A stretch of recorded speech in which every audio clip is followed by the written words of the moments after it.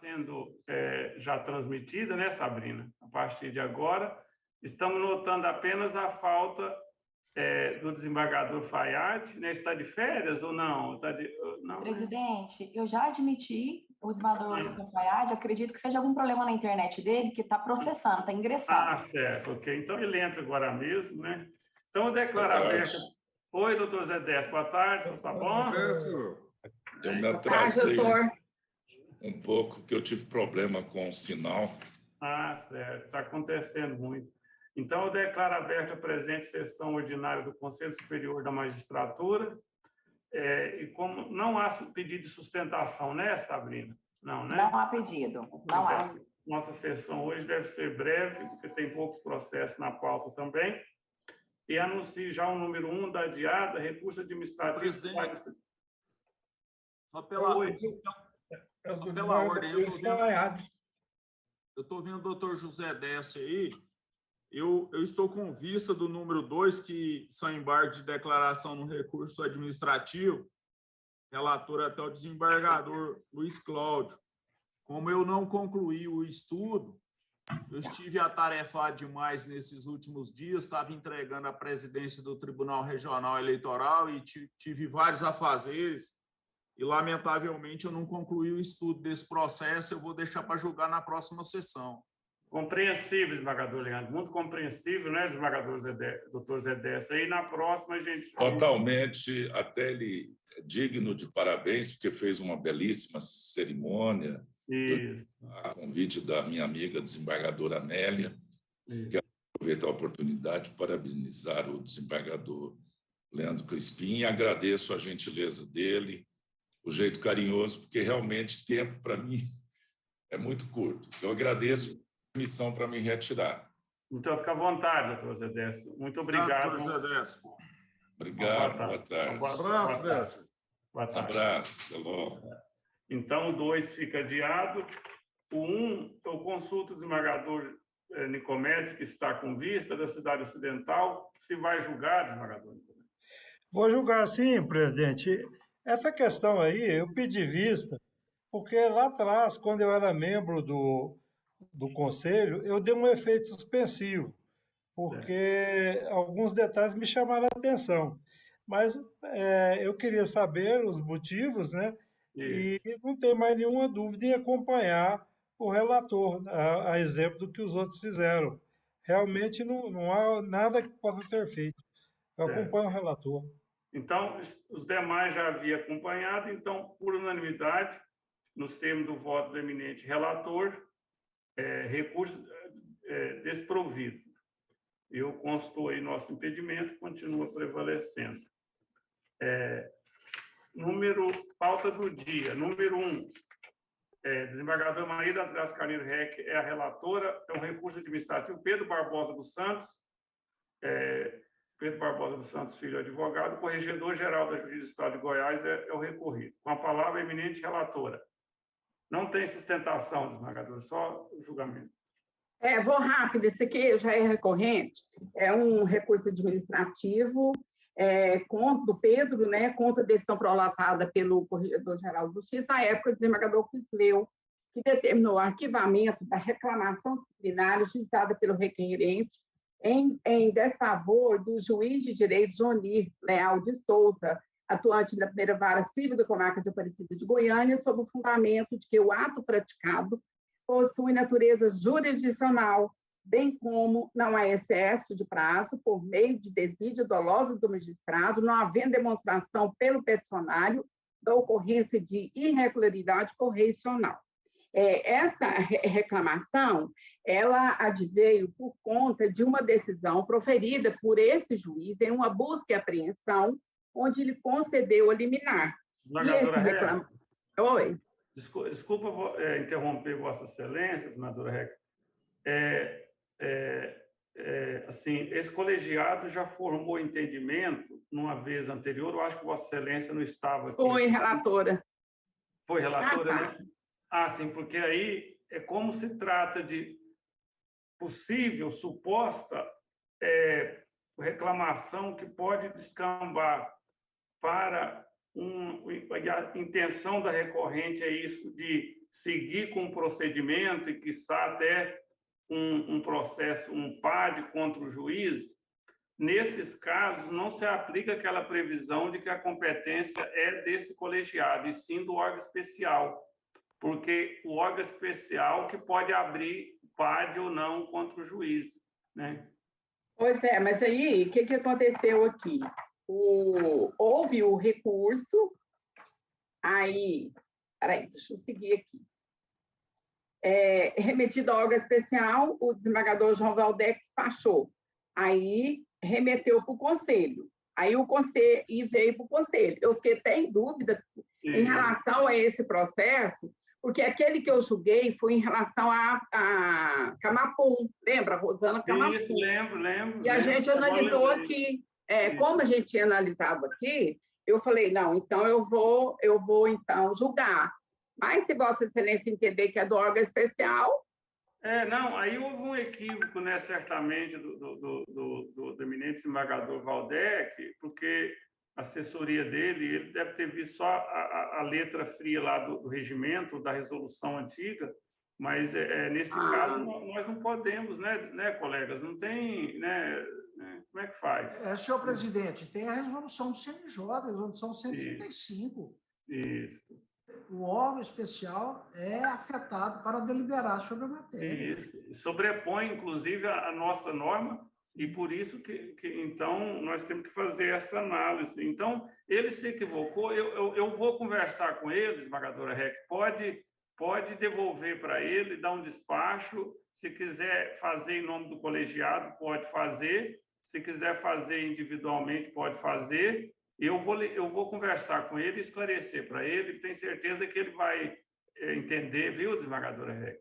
Não, mas não pode fazer já aí, Vossa Excelência, falando que deliberou sobre isso? Só pode fazer, né? Melhor, né? Fica registrado em ata e o voto seu fica nessa direção de, considerando que aí, se fosse ser processualmente falando, assim, teria que ser um conflito, só que não existe conflito em relação ao órgão especial. Mas, nesse caso, não é nem conflito, é só uma aplicação mesmo da norma do CNJ, né? Então, eu vou conversar com ele, esclarecer, inclusive na ANACOST, na próxima sessão, eu vou fazer uma observação para os colegas, para ficar bem claro, para não ter mais esses equívocos, né? Porque realmente é de lá, qualquer decisão nossa aqui é nula, de pleno direito. Então, porque aqui é do corregedor, né? Eu fiquei até em dúvida, mas eu falei, como eu julguei aquele da Camapum, então eu vou julgar esse aqui também. Mas eu achei estranho, porque contra o juiz, eu acho que tem que ser do órgão especial mesmo.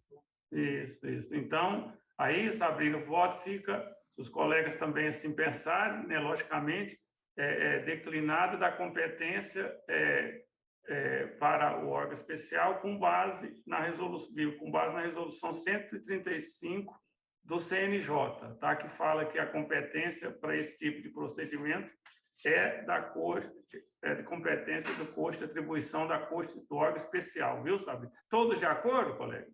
De acordo, e o resultado, Maria Reck, vai ser o mesmo que você ia tomar. Eu sei, certeza eu sei. disso. Isso, não, aqui não tem que dizer, não. Então tá, obrigado. Número 2, Olemarden Neves Araújo, juiz de direito diretor do Foro da Comarca de Trindade, também relatoria da desembargadora Reck. Com a palavra. Aqui um recurso administrativo do Olemarden Neves Araújo contra uma sentença que ele é investido em cargo de provimento em comissão de conciliador de juizado especial e civil da Comarca de Trindade. Essa insurgência dele é contra a sentença proferida no processo administrativo disciplinar promovido contra ele através da portaria 11/2019, que, após reconhecer a prática de infração disciplinar prevista no artigo 330 da Lei Estadual 10.460/88, bem como os registros funcionais do referido servidor e o disposto no artigo 315, caput, parágrafo 1º da mesma lei, aplicou-lhe pena de suspensão pelo prazo de 30 dias.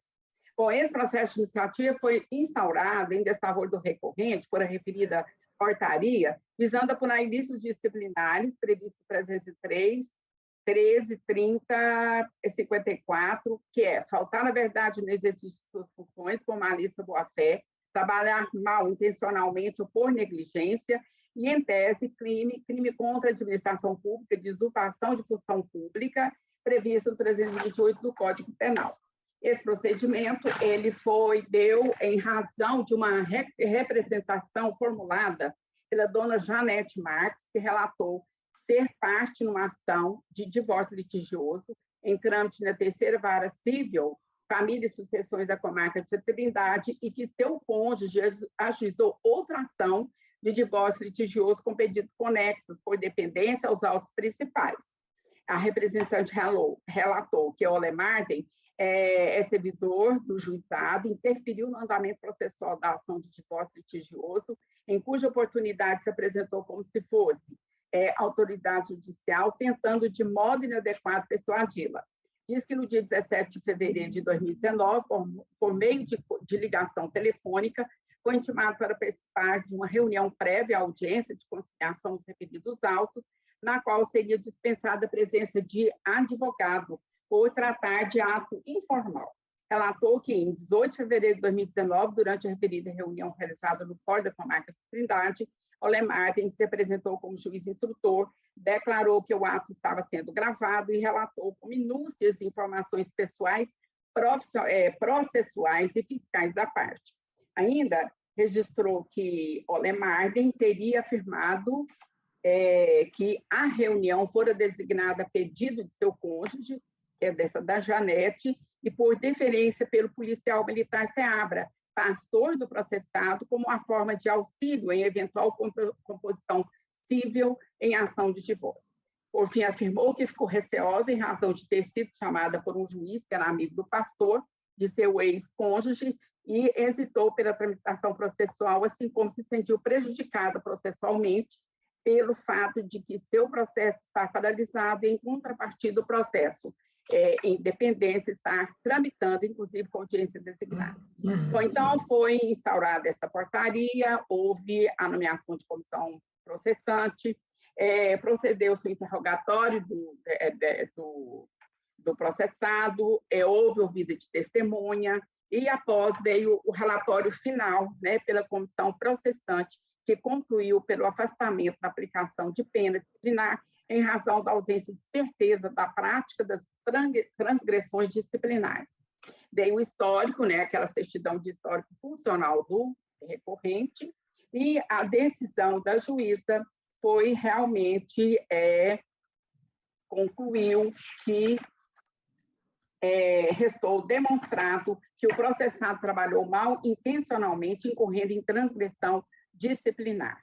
Então, diante da ocorrência de falta administrativa, aplica-se ao caso as disposições contidas na Lei 10.460, que estava vigente na época do fato. E, então, ela aplicou aqui a pena de suspensão por 30 dias. E veio o recurso, né, onde ele fala que não são verdadeiros esse fato, que nunca convidou e nem marcou nada com ninguém para ir ao fórum tratar de assuntos religiosos, que pode ser comprovado nas próprias gravações da instrução do PAD. Sustenta que não esteve no fórum na data e horário do fato investigado e aduz que as declarações que instruíram o processo não indicam a ocorrência de fato apontado como motivo. Verbera que foi realmente porque já teve um outro processo da mesma situação dessa pessoa, e ele alega que neste processo houve o acordo, né, pela Corregedoria Geral de Justiça, ação pela qual não foi aplicada pena disciplinar a ele. Então, requer a reforma da decisão para o afastamento da aplicação da penalidade disciplinar, com a retirada de qualquer anotação em seus registros referentes ao presente procedimento, e, alternativamente, ele pugna pela aplicação do novo Estatuto do Servidor Público do Estado de Goiás, a fim de que seja celebrado um termo de ajustamento de conduta, um TAC, entre a administração e o servidor. Então, a magistrada, no exercício de juízo de retratabilidade, concedeu apenas o efeito suspensivo ao recurso e manteve a decisão. Aí foi juntada informações em relação a esse processado, pelo diretor de divisão de cadastro e informações, onde informa que existem outros procedimentos disciplinares em relação a ele. E é uma portaria, uma outra portaria além dessa, e parece que tem uma outra. Então, veio esse processo distribuído ao desembargador Leandro e ele deu por suspeito para atuar no feito. Então, inicialmente, eu estou dizendo que a lei que aplica-se a esse caso é a 10.460 de 88, que era a lei que estava vigorando na época do fato. Então, presente os pressupostos de admissibilidade, dentre os quais a legitimidade, interesse recursal, regularidade formal, intempestividade e cabimento, passo a análise do mérito do recurso administrativo. Conforme relatado, trata-se de recurso administrativo interposto com o fim de que seja afastado o reconhecimento da falta disciplinar aplicada ao recorrente, bem assim excluídas anotações em seus registros referentes ao presente procedimento. Não obstante, as alegações trazidas pelo recorrente no intuito de afastar a prática da infração disciplinar, vejo que não prospera sua pretensão. Estou dizendo sobre o artigo 303, que constitui transgressão disciplinar, e ao funcionário é proibido 30. Trabalhar mal intencionalmente ou por negligência. A pena que é considerada falta grave e a pena é de suspensão. Pois bem, considerando a prova corrigida, constata-se que restou demonstrado que o recorrente trabalhou mal intencionalmente, utilizou o aplicativo de mensagem particular para marcar reunião prévia no fórum local, a fim de possível composição entre as partes, que é ela e o marido, né, ex-marido, intervindo no processo de divórcio, entrante em unidade judiciária diversa da qual exerce sua atividade. Ele era conciliador do juizado criminal e o processo de divórcio era da vara de família. Então, a proposta, Olemarden, na defesa apresentada, relatou que realizou uma conversa pastoral de cunho conjugal dentro da sua sala em ambiente profissional com a reclamante. Com efeito, não há razão que justifique a atuação do recorrente prestando atendimento sobre processo sigiloso em trâmite em outra unidade judiciária, inclusive agendando de forma pessoal um atendimento sobre o caso que não lhe competia intervir. De acordo com os elementos dos autos, não resta dúvidas de que trabalhou mal, atuando em inadequação de suas funções, em prática antiética e com falta de cuidado, eis que, imiscuindo em fatos e processo que não dizia respeito à sua atuação funcional. Ressalto-se outros 5, os elementos coligidos nos autos deixam nítido que a atuação do recorrente dentro da dependência do fórum, em conversa pastorais, tornou um constante, o que, de algum modo, deixou-lhe a vontade para ultrapassar as atribuições de seu cargo. A propósito, sua atuação negligenciando as suas funções é verificada tanto na prova testemunhal, que deixa a evidência realização de conversas pastorais no local de trabalho, como no registro funcional constante dos autos, que deixa a evidência realmente que foi necessário que ele, no início da audiência, em outro processo, passasse a esclarecer o fato de ser ele conciliador do juizado especial civil e criminal e não juiz de direito. Não pode ser objetado, sim, o que foi registrado pela juíza, que está em proximidade dos fatos e em contato diário com os acontecimentos do fórum local. Aspas, embora nos presentes autos não haja elemento capaz de comprovar o suposto fato de o que o representado teria se apresentado como juiz instrutor, essa é uma acusação reiterada em face do referido servidor. A certidão funcional expedida pela diretoria do Foro da Comarca de Trindade certifica que nos autos do processo administrativo disciplinar 00217, restou registrado que o servidor Olemarden Neves Araújo deverá esclarecer às partes, no início de cada audiência, o fato de que ele é conciliador do Juizado Especial Civil e Criminal da Comarca e não juiz de direito. De tal forma, como bem colocado pela magistrada, aspas, a atividade de aconselhamento religioso desenvolvido corriqueiramente pelo servidor Olemarden nas dependências do fórum, bem como atrelado ao cargo público que ocupa, não conduz com as atribuições que lhe são conferidas e deve ser definitivamente cessado. Tem uma parte aqui da sentença onde a juíza fala embora o processado tenha alegado que a conversa com a denunciante teve cunho pastoral, então poderia ele, em última análise, tentar conciliar as partes na igreja onde todos frequentam. Observo 1. Referida audiência ou conversa se realiza nas dependências se realizou nas dependências do fórum, com o claro propósito de ser forçado um acordo extra-autos por parte do processado, aproveitando-se do seu livre trânsito na maior parte das dependências do prédio. 2. Que o processado não tinha qualquer atribuição oficial junto à vara de família e sucessões dessa comarca, de forma que não poderia agir em nome dela. 3. E quem marca audiência de conciliação no processo da vara de família e sucessões é o Sejus, e não o processado, que tem o que não merece prosperar as suas teses de defesa.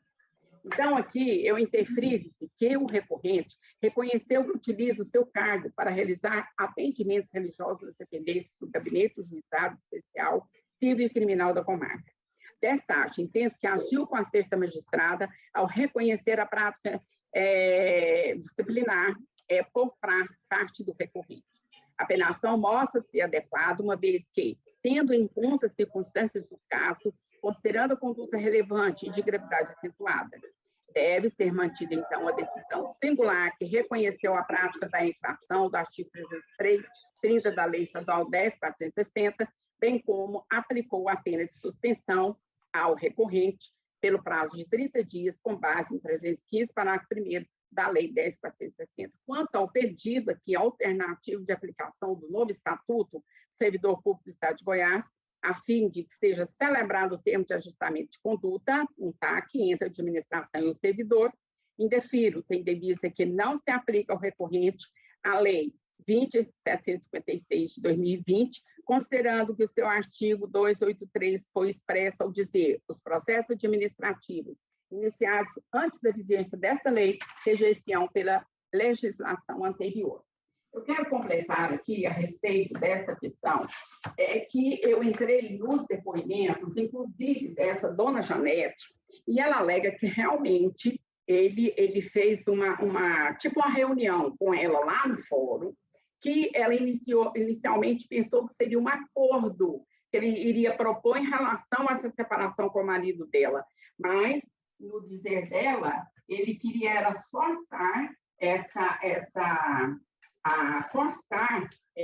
esse tipo de acordo, e que ela ficou muito incomodada, que ela viu que não se tratava realmente de um acordo, mas uma negociação, e que ele dizia que poderia resolver o caso para não ir para o judiciário. Falava que a sua situação era complicada pelo que estava falando dela. Então, ele interviu em coisa particular, coisas íntimas dessa senhora, e eu entendi que... E outra coisa, não só essa reclamação que foi feita contra ele, que deu o PAD anteriormente, mas tem essa, e a testemunha que alega que realmente isso ele fazia corriqueiramente lá no fórum.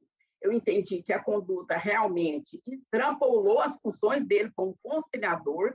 Primeiro, é que ele não era conciliador da vara de família. Segundo, é que ele não tinha nenhuma atribuição para fazer uma reunião particular com essa senhora, atendendo a pedido de um pastor que era amigo dele. E o ex-marido dela era pastor, ele é pastor, esse conciliador, e essa testemunha disse isso, que foi atendendo a pedido do pastor. Então, ele estava alterando a função dele como conciliador do juizado criminal e tentando fazer um acordo de um processo de outra jurisdição, de outra unidade, que seria da vara de família. Primeiro, que ele não tinha competência para isso, e segundo, é que o fórum lá não dispõe de local para que ele fizesse essas reuniões com partes, né, de processo judicializado e que processo sigiloso, e, inclusive, tentando um acordo com essa senhora, onde ficou nítido que ele sabia de fatos íntimos dessa senhora com o ex-marido. Então, eu achei que a conduta dele trabalhou mal, intencionalmente sim, para alterar esse julgado, que é esse processo lá, que ela já havia, já estava em andamento no fórum. Então, meu voto, eu estou conhecendo e desprovendo o recurso. Esmagadora Reck, esse servidor e recorrente ocupa um cargo comissionado de conciliador, né? Será que ele continua no cargo? Eu cheguei a ligar lá, porque eu perguntei para a Sabrina lá, da juíza, né, que é a diretora, a doutora Karine, que era excelente. Aí ela falou que ele continua lá. Eu perguntei, mas com essa atitude que ele toma em relação, né, às partes, processo judicializado, eu digo com certeza, se fosse eu não estava mais, né? Mas... Salvo engano, a doutora Karine era do juizado lá também, não é? Salvo engano. Só que ela era diretora do foro, né? Isso, aí ela atuou como diretora do foro. Tanto é que essa senhora Janete, quando ele falou com ela pela última vez, ela se sentiu intimidada e ela foi procurar a juíza. Aí foi quando ela resolveu fazer essa representação contra essa pessoa. O que surpreende é isso, né? A juíza é como diretor do foro, mas é do juizado também, mesmo com esta atitude que deu a punição de 30 dias, mas mantém a confiança no seu conciliador, né? E certamente certamente uma coisa não tem nada a ver com a outra, lógico, um é administrativo, o outro é relação de gabinete, né? Mas chama atenção mesmo. Então... Inclusive, o juiz lá da vara de família, acho que Fernando, tinha feito, não sei se é uma portaria, para que ele ajudasse lá na vara.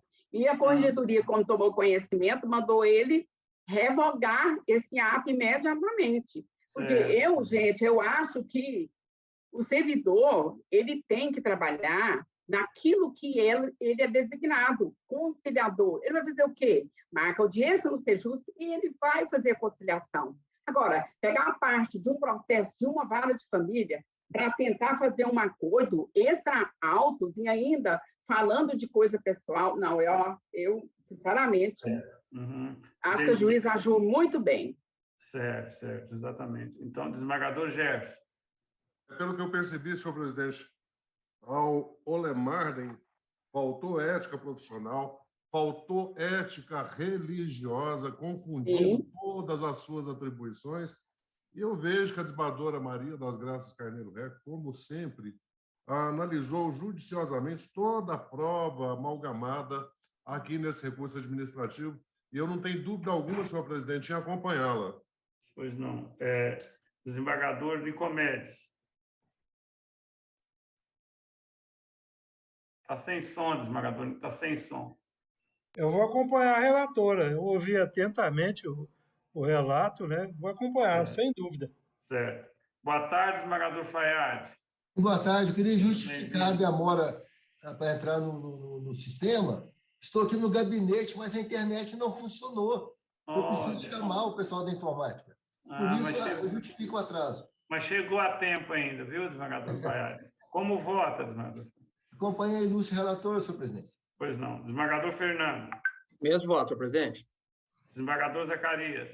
Também acompanho, presidente. Desembargador Leandro. Eu me afastei do processo, senhor presidente. Vossa Excelência se afastou do processo, né? Certo. Então, desembargador Luiz Cláudio. Eminente relatora, senhor presidente. Desembargador Norival. Senhor presidente, não podemos falar aqui de conflito de competência, porque não é dotado de jurisdição. Mas, sem dúvida, me parece escancarado aqui um conflito de atribuições. Ele invadiu uma atribuição, usurpou de uma atribuição que não era dele. Acompanho a relatora. Eu também acompanho a eminente relatora. Então, por unanimidade de votos, recurso desprovido nos termos do voto da eminente relatora. Número 3, relatoria do desembargador Leandro Crispim, Maria Lúcia Pucci e Silva, recorrente, corregedor-geral da Justiça do Estado de Goiás, recorrido, juiz de direito, diretor da comarca, fora da comarca de Goiás, interessada, Célia Alves Sobrinho, registro civil de pessoas naturais, tutelas daquela comarca de Goiás. Com a palavra, eminente relator, desembargador Leandro. Pois não. Relatório. Trata-se de recurso administrativo interposto pela defesa de Márcia Lúcia Pucci e Silva, então interina do Registro Civil das Pessoas Naturais, Interdições e Tutelas da Comarca de Goiás. Ataca a decisão que determinou seu afastamento da atuação junto ao Registro Civil das Pessoas Naturais, Interdições e Tutelas da Comarca de Goiás, enquanto interina, após o falecimento do delegatário da serventia, João Hermínio Lacerda Silva, seu esposo. Decisão que revogou a interinidade fundamentou ao fato de que, constatada a existência de nepotismo, determinando também a realização de outras diligências. O procedimento teve início com a expedição de solicitação da interina da serventia de Registro Civil e Pessoas Naturais, senhora Márcia Lúcia Pucci Silva, requerendo a contratação de funcionárias para o serviço extrajudicial em questão. Ao longo do procedimento, após parecer favorável, foi deferido pelo Corregedor-Geral de Justiça à época, desembargador Quisleu Dias, a contratação de Beatriz Pucci Silva Cunha e Cruz para o cargo de substituta do Registro Civil das Pessoas Naturais, Interdições e Tutelas da Comarca de Goiás, ficando ressalvada a comprovação nos autos de até 30 dias dos dados da contratada, juntamente cópia dos CTPS para comprovação e anotação junto à Divisão de Gerenciamento e Estatística. E, por outro lado, foi indeferida a contratação de Cleidiane Costa de Almeida Teixeira para a função de escrevente. Ocorre, contudo, que, por ocasião da análise da documentação de comprovação de vínculo empregatício de Beatriz Pucci Silva Cruz e Souza, verificou-se constar como empregadora a pessoa de João Hermínio Lacerda Silva, tendo como data de admissão 18/8/2020, e não o nome da interina, senhora Márcia Pucci Silva. Haja vista que essa encontra-se à frente do serviço extrajudicial da comarca desde 2011, quando foi designada pela portaria 22/2011 da diretoria do foro da sobredita comarca.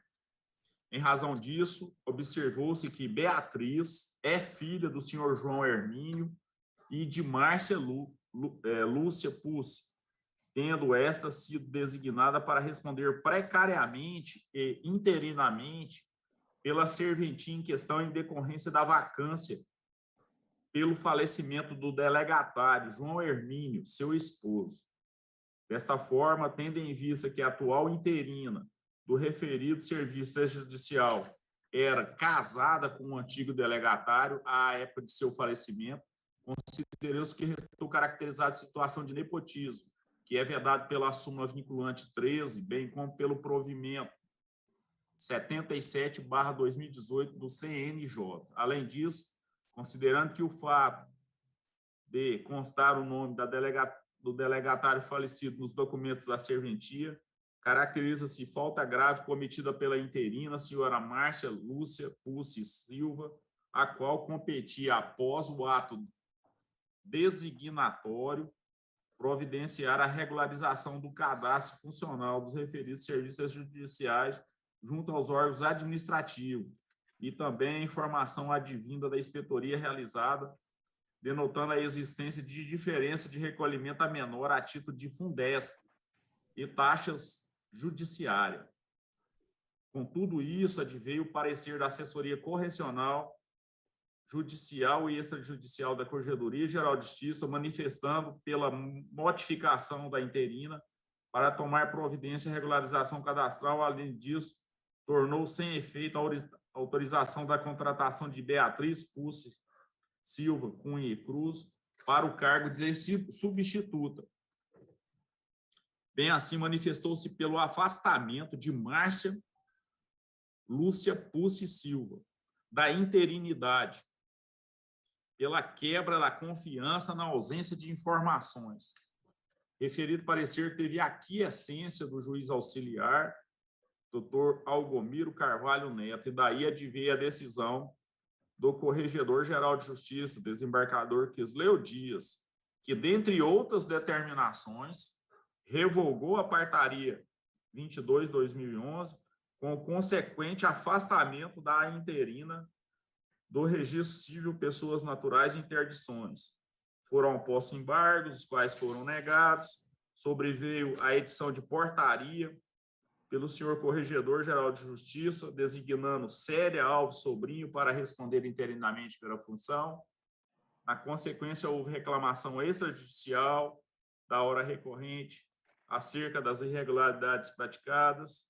Após, houve interposição de recurso administrativo pela defesa de Márcia Lúcia Pucci contra a decisão que revogou sua interinidade. Houve manifestação do segundo juiz auxiliar no sentido de que o exercício do juiz de retratação fosse mantido, sem a concessão de efeito suspensivo, seja dada continuidade à tramitação do acervo do registro civil. Veio a decisão do senhor corregedor, desembargador Nicomedes Borges, que em juízo de retratação manteve a decisão proferida. Este é o relatório, senhor presidente, senhores colegas. O relatório é autoexplicativo, eu já vou logo na ementa aqui, só para fazer a conclusão aqui, e de pronto eu já digo que estou negando, estou desprovendo e este recurso, sugerindo a seguinte ementa, que é válido o ato do Corregedor-Geral de Justiça, no exercício do Poder Geral, de rever decisões administrativas, revogando o ato de nomeação de interinidade em decisão fundamentada nos princípios constitucionais da moralidade, da eficiência, em vista de reconhecimento de vínculo da interina, que é viúva do antigo titular. Decisão revogada da interinidade está no âmbito de discricionariedade. Houve a perda também da confiança com relação à interina, de forma que eu estou aqui desprovendo o presente recurso, senhor presidente, colegas. Matéria já muito enfrentada aqui, né? Tem posicionamento e determinação do CNJ. Eu vou tomar os votos dos colegas. Desembargador Luiz Cláudio. Meus votos, senhor presidente. Desembargador Norival. Senhor presidente, essas pessoas aqui lá da cidade de Goiás, da minha terra, e eu sou amigo de longa data, tanto da dona Márcia, como também do falecido esposo dela, o seu Jorge. De sorte que eu, por motivo de foro íntimo, me declaro impedido, não vou votar. Certo. Então, aí consta essa declaração de motivo de foro íntimo, o desembargador Norival Santomé deixou de votar no recurso. Eu acompanho o eminente relator, desembargadora Maria das Graças Reck. Também acompanho. Desembargador Gerson. Igual voto, senhor presidente. O ato de Vossa Excelência também, né, desembargador Nicomedes? Aí, né, eu não posso votar. Isso, não vota. Desembargador Wilson Fayad. Acompanho o vice-relator, senhor presidente. Desembargador Fernando Mesquita. Também acompanho. Desembargador Zacarias. Com relator, presidente. Então, por unanimidade de votos, recurso desprovido nos termos do voto do eminente relator. Mesa, o último aqui da pauta. Embargo de declaração no recurso administrativo de Piracanjuba, embargante Oswaldo Francisco Pires, juiz de direito da comarca de Piracanjuba, embargado. Relatoria do eminente desembargador Leandro Crispim. Eu vejo aqui que o senhor Oswaldo está na sessão. Boa tarde, senhor Oswaldo. Doutor Oswaldo, eu passo a palavra, então, para o desembargador Leandro.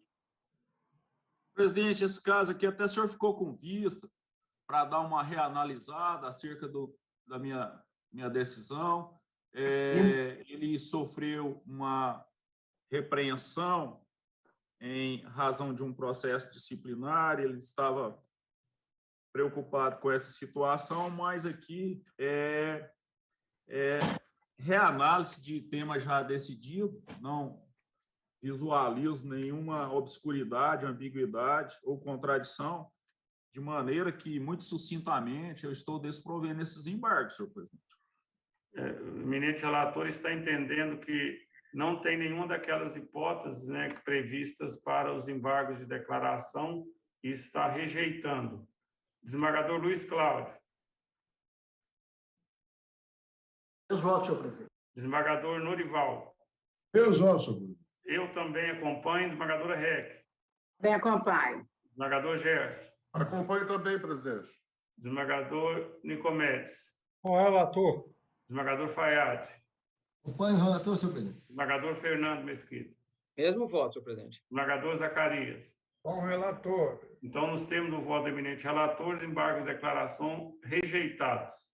Da minha parte aqui, acabou a pauta, algum colega trouxe algum recurso, algum processo em mesa?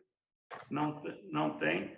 Eu queria, antes de terminar, mencionar aqui e expressar nossa satisfação, desembargador Luiz Cláudio, em ver concluída mais uma etapa do certame de juiz substituto para o cargo de juiz substituto de segundo grau. Eu vi que Vossa Excelência, presidindo a comissão, na sexta-feira, fez a divulgação do resultado, né, desembargador Luiz Cláudio, a prova discursiva, né? Pois não, senhor presidente, eu agradeço as referências elogiosas. Em verdade, sexta-feira aconteceu a sessão pública de identificação de provas e divulgação dos resultados. É bem verdade que nós temos imprimido, nós da comissão temos imprimido uma certa agilização nesse certame, porque há uma carência que é identificada, há uma carência que está aí posta e precisamos da mão de obra. Tudo isso, senhor presidente, é resultado não de um enfrentamento de um homem só, é de um colegiado. Colegiado que é a comissão, aqueles servidores que dão apoio, mas, acima de tudo, e esse reconhecimento tem que ser dito de forma bem eloquente e pública, que é o apoio que a administração tem nos prestado. Em nada, em momento algum, em qualquer demanda, nos faltou com o seu atendimento. Nós estamos não procurando entrar para a história, porque ninguém faz história cumprindo a sua obrigação. Mas nós sabemos, o julgador Crispim, que presidiu essa comissão por muito tempo e com eficiência, que é um concurso muito arrastado, muito demorado. Historicamente, ele costuma demandar 1,5 para 2 anos. Nós vamos concluir este com 7 meses, o que dá a tônica que temos imprimido. Mas, reafirmo, resultado de empenhos e da resposta pronta e acabada que a administração tem nos dado.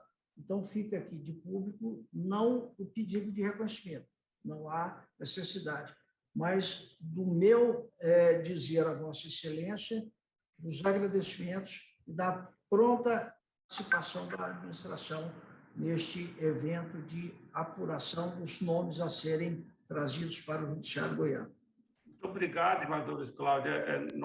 O mínimo que nós podemos fazer é dar todo o apoio necessário à comissão presidida por Vossa Excelência, a examinadora, e também a comissão de seleção e treinamento, né, tão bem conduzida também pela eminente desembargadora Beatriz, a quem também eu agradeço muito.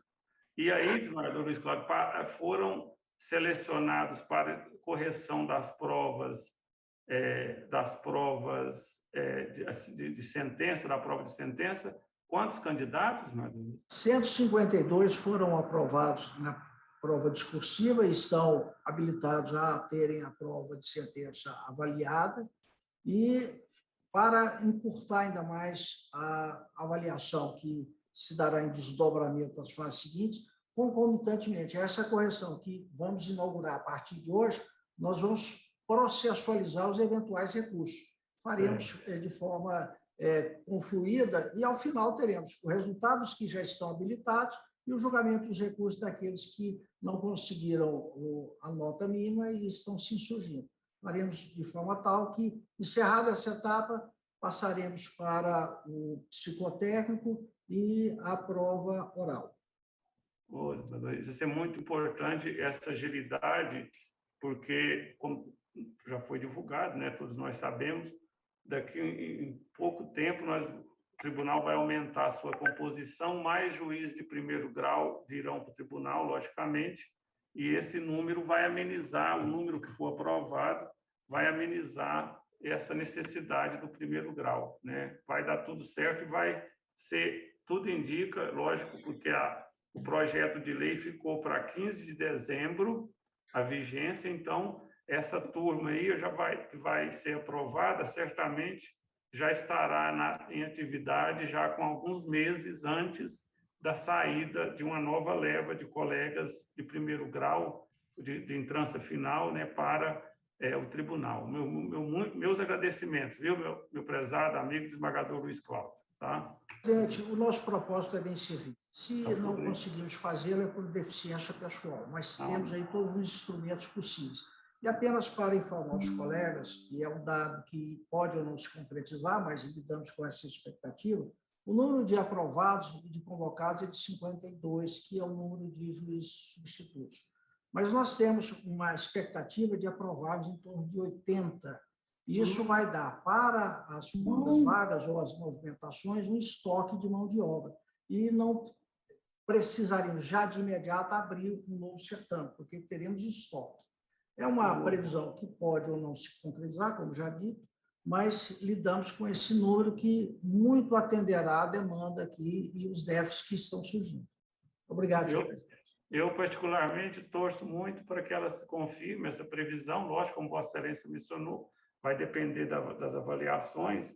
Imagina, assim, porque com a permissão do CNJ, o juiz entrou na carreira, no outro dia já pode publicar o edital para titularizar. Eles titularizando já vai abrir as vagas novamente para aqueles que ficarem no cadastro de reserva, podemos dizer assim, e serão aproveitados, né? Vamos aguardar, então. Meu muito obrigado. Está encerrada, então, a sessão. Muito obrigado.